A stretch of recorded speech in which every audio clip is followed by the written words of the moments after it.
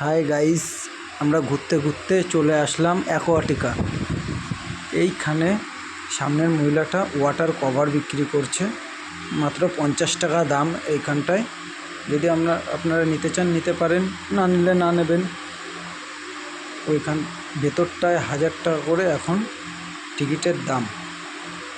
ভেতরে গেলাম, খুব মজা করলাম। আপনারা যদি আসতে চান আসতে পারেন। জায়গাটা খুব সুন্দর, ভেতরে চড়ার জন্য নানা রকম জায়গা আছে। ভেতরটা খুব সুন্দর।